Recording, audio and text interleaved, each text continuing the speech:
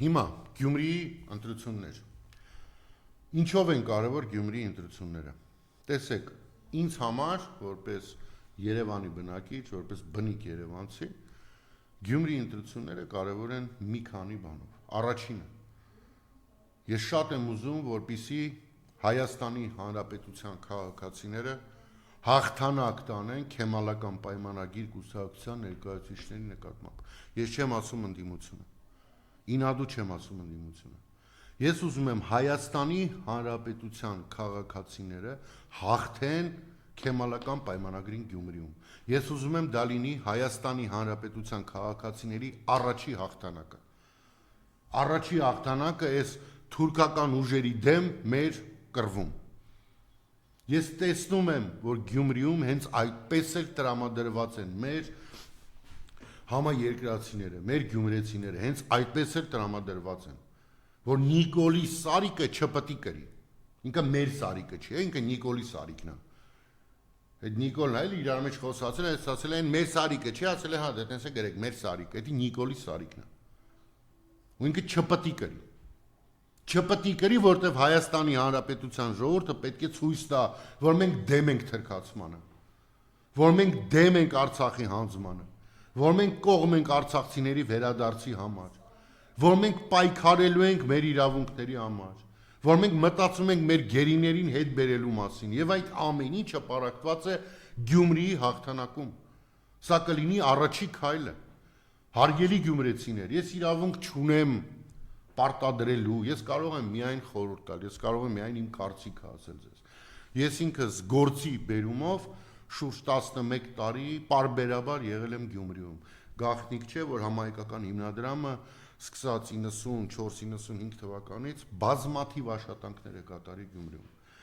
Աննորմալ շատ աշխատանք է կատարվել Գյումրիում նաև Լինսի հիմնադրամի շնորհիվ նախագահ Քոչարյանի ժամանակ։ Աշխատանքները, ձեր այդ աշխատանքները բոլորի տաշկի առջև են։ Երբ որ ձեզ այսօր կանոնացնում են ընտրության դեմ թե ում քվեարկեք, խնդրում եմ ուշադրություն դարձրեք ոչ թե նրա վրա թե ինչ են ասում այդ մարդու մասին,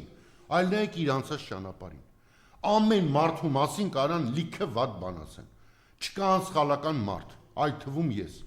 Բայց նայեք այդ մարդկանց հետագիծը, իրենք իրենց կյանքով մեկ, ինչ են արել ձեր քաղաքում։ Ձեր նախկին քաղաքապետն էլ է մասնակցում Վարդան Ղուկասյանի ընտրություններին։ Նայեք այդ մարդու ժամանակահատվածում ինչքան շինարարություն է տեղի ունեցել Գյումրիում։ Ռոբերտ Քոչարյանի ժամանակը եղա, այո։ Նայեք այդ ամեն ինչը։ Նայեք այդ ամեն ինչը։ Գնահատեք մարդկանց իրենց արած աշխատանքով, այլ ոչ թե իրենց մասին տարածվող բամբասանքներով։ Սա շատ կարևոր է, որտեղ ասում եմ ցանկացածի մասին ինչ բամբասանք ասես կարող են տարածել։ Ընդ որում,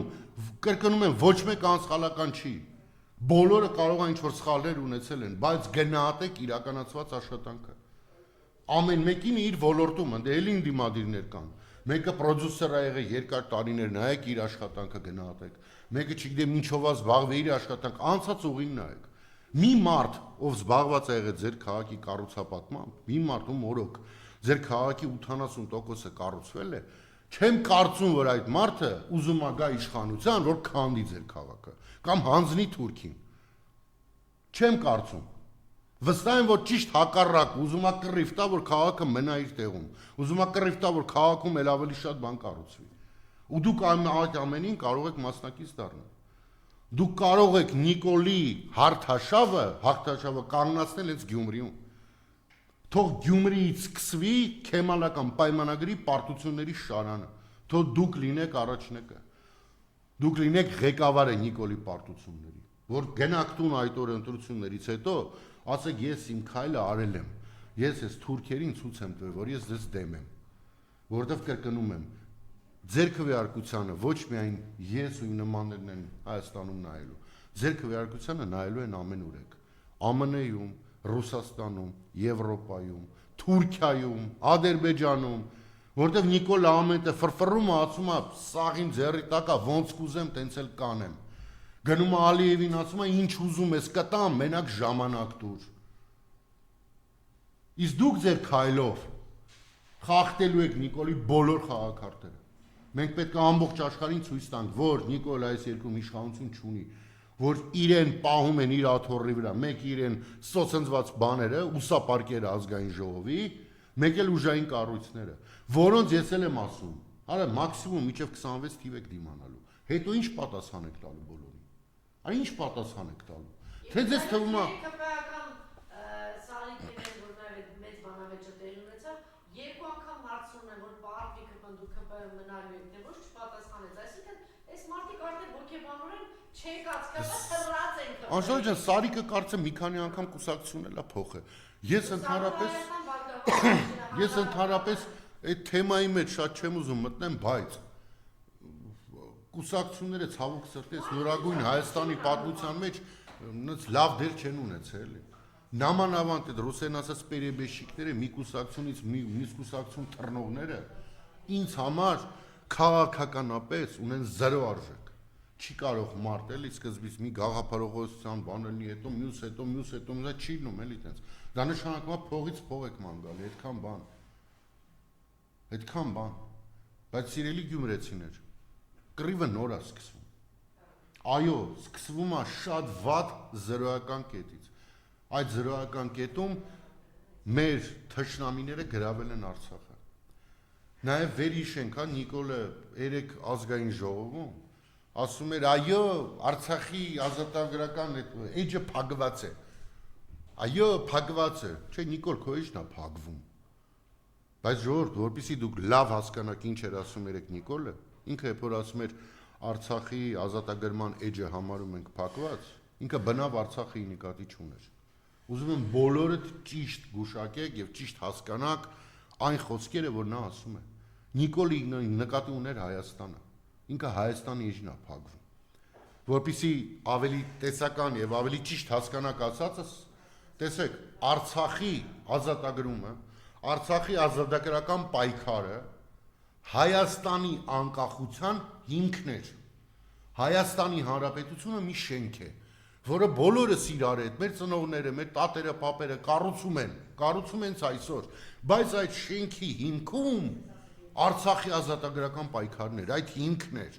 Եվ Հայաստանը ամուր էր այդքան ժամանակ, քանի այդ պայքարը կա։ Քանի ազատ եւ անկախ Արցախը կա։ Հիմա հիմքերը այս 6-7 տարիների մեջ խալխլվել են։ Դեռ չեն փլվել, որտեղ բոլորիս մտքում Արցախը կա։ Բոլորս երազում ենք Արցախ վերադառնալու մասին։ Դա ստիպում է, որ այդ հիմքը դեռևս կանգուն մնա։ Իսկ ինչ անում Նիկոլը։ Ինքը ասում է, ես այդ հիմքը ձեր մտքից եմ քանդելու հանեմ։ Դրա փոխարեն շենքի գլխին մի հատ նոր Հայաստան կկառուցեմ։ Ինձ լսողները կարծում եմ շատ լավ հասկանում են, չէ՞, շատ գրագետ պետք չի լինել, որպեսզի հասկանալ, որ եթե շենքի հիմքը քանդում ես ու գլխին եւս մի հարկ ես սարքում, այդ շենքը փլուզվում է։ Այ դա են անում։ Բոլորդ հասկացեք, երբ որ նա ասում է, որ Արցախի ազատագրման այդ էջը փակված է, ինքը Արցախի մասին չի խոսում։ Ինքը Արցախի մտքում հանձնեպրծել է։ Ինքը Հայաստանի մասին է խոսում, ինքը Հայաստանի Հանրապետության էջն է փակում։ Եվ Ալիևի պանջները սահմանադրություն փոխի, հավատացեք, բնավ որևէ կապ չունեն իրական կյանքի հետ, որտեղ իրական կյանքում ինքը ուղղակի sense պանջներ է դնում, մինչև հասնի իր գերնպատակին, իսկ գերնպատակը թե Ալիևի, թե Էրդողանի, դա Հայաստանի Հանրապետության ոչնչացումն է։ Բազմաթիվ անգամներ ասել եմ, նորից եմ ասում, հանգարց չկարծեք, որ մենք արցախցիներից ինչ որ բանով տարբերվում ենք ու նույն ինչ եղավ իրենց հետ Ղարաբաղում չի կարող լինել մեր հետ Հայաստանում։